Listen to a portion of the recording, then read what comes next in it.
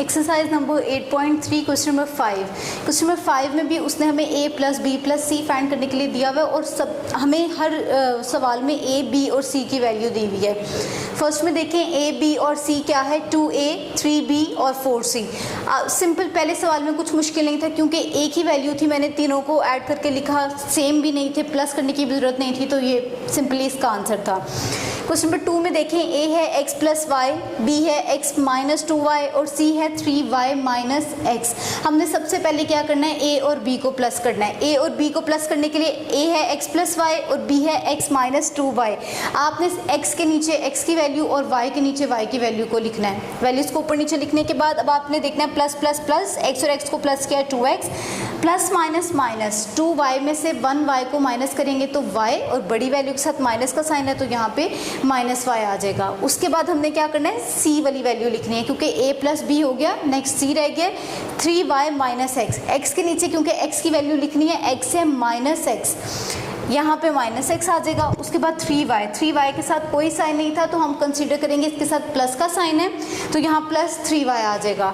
उसके बाद हमने क्या करना है, प्लस माइनस माइनस, 2 में से 1 माइनस किया 1 और बड़ी वैल्यू के साथ क्योंकि प्लस का साइन था तो यहाँ पे कोई साइन लगाएं ना लगाएं, it's up to you.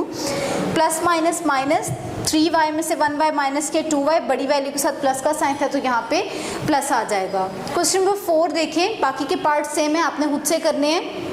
Fourth part देखें, फोर्थ पार्ट में एक साथ 3 वैल्यूज़ आ रही हैं, यानी 3 टर्म्स के साथ उसने हमें सॉल्व करने के लिए कहा है। p plus Q plus R, p plus Q minus 2r। पहले इन 2 टर्म्स को करेंगे, p plus Q plus R और p plus Q minus 2r। p और p को प्लस करेंगे 2p, q और q को करेंगे 2q, plus minus minus 2r में से 1r माइनस करेंगे तो 1r आ जाएगा। बड़ी वैल्यू के साथ माइनस का साइन है तो यहाँ पे हम माइनस प्लेस कर देंगे। उसके बाद क्या करेंगे, थर्ड वैल्यू लिखेंगे, p minus 2q minus r। p के नीचे p की वैल्यू, q के नीचे q की, r के नीचे r की, प्लस करेंगे तो 2p और 1p 3p हो जाएगा।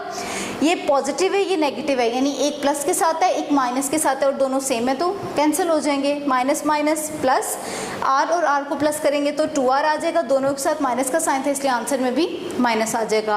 फिफ्थ और लास्ट पार्ट देखें, lm प्लस mn, b है mn plus nl plus c है nl प्लस lm। पहले 2 वैल्यूज़ को ऐड कर लें, lm प्लस mn।